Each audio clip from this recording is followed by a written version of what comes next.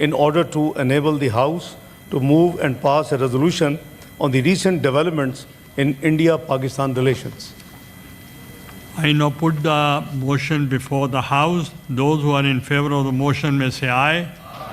Those against the motion may say no. I think the ayes have it. The ayes have it. The motion is adopted unanimously. Please move the resolution. Senate میں بھارتی جارحیت کے خلاف قرارداد مذمت متفقہ طور پر منظور۔ قرارداد کے متن میں کہا گیا بھارت کے تمام الزامات کو مسترد کرتے ہیں۔ سندھ طاس معاہدے کی معطلی جنگ کے مترادف ہے۔ بھارت کی کسی بھی جارحیت کا بھرپور جواب دیا جائے گا۔ پاکستان مقبوضہ کشمیر کے عوام کی حمایت جاری رکھے گا۔ نائب وزیر اعظم اسحاق ڈار نے مذمتی قرارداد سینٹ میں پیش کی۔ یہ پاکستان کی 24 کروڑ عوام کی لائف لائن ہے پانی، اور ہم نے اس کا پہلا فیصلہ جو کیا پاکستان نے کہ ہم نے اس کو ریجیکٹ کیا ہے اور کوشچن کیا ہے کہ ہم پھر جتنی بائی لیٹرل ٹریٹیز ہیں ہم بھی ان کو سسپینڈ یا ان ابینس کریں گے۔ پانی 24 کروڑ پاکستانیوں کی لائف لائن قرار پاکستان نے بھارت پر واضح کر دیا۔ سینٹ اجلاس میں نائب وزیر اعظم اسحاق ڈار نے کہا سندھ طاس معاہدہ اتفاق رائے کے بغیر معطل نہیں کیا جا سکتا۔ قومی سلامتی کمیٹی کہہ چکی پانی بند کرنا جنگ کے مترادف ہوگا۔ کسی نے پاکستان کو میلی آنکھ سے دیکھا تو ماضی کی طرح جواب دیا جائے گا۔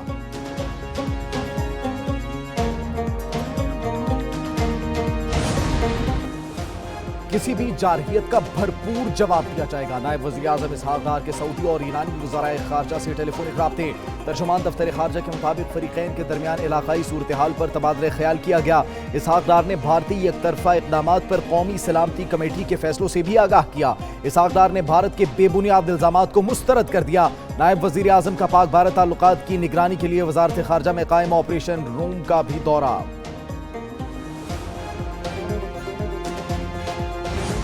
بھارت جو ہے جارحیت کا ایک آپشن جو ہے وہ اس کا انتخاب کرتا ہے تو ہم اس کا بالکل جواب دیں گے۔ پاکستان بھارت کے مقابلے کے لیے 200% تیار ہے۔ وزیر دفاع کا بھارت کو کسی بھی ایڈونچر سے باز رہنے کا مشورہ۔ خواجہ آصف کہتے ہیں لائن آف کنٹرول پر صورتحال کشیدہ، بھارتی جارحیت کا بھرپور جواب دیں گے۔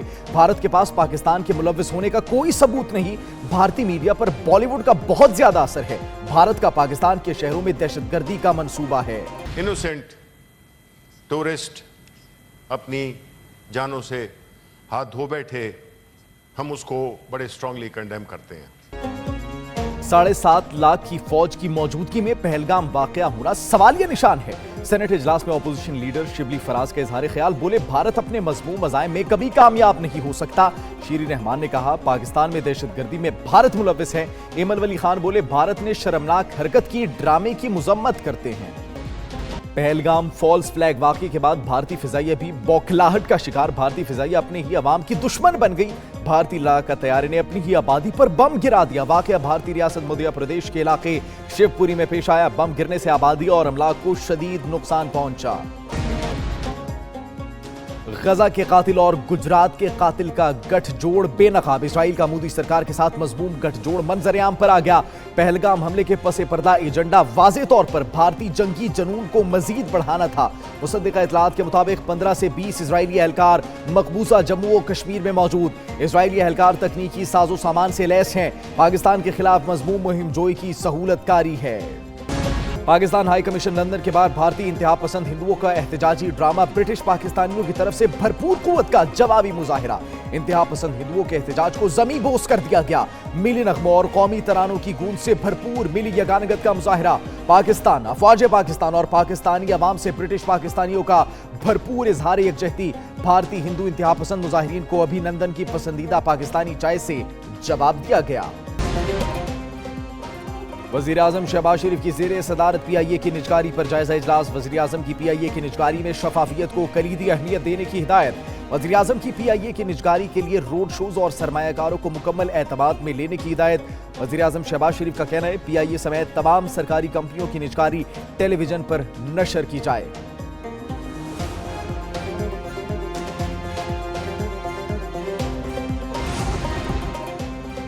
وزیر اعظم شہباز شریف کا مولانا فضل الرحمان سے ٹیلی فونک رابطہ، کینال کے معاملے پر کیے گئے فیصلے سے آگاہ کیا۔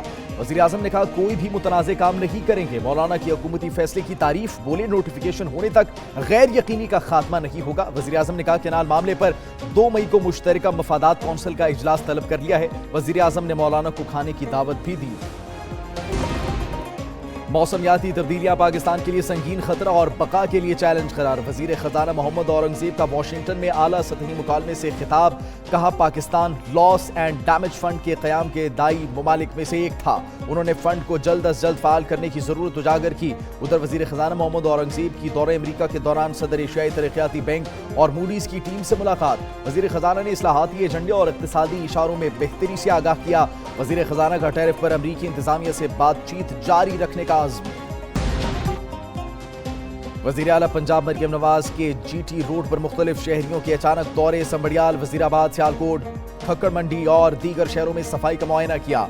रोड्स की अमूमी सूरत हाल का मुआयना भी किया। तजावुज़ात के खात्मे के इक़दामात का भी मुशाहिदा किया। मरियम नवाज ने सुथरा पंजाब के तहत सफाई सुथराई में बेहतर सूरत हाल को सराहा।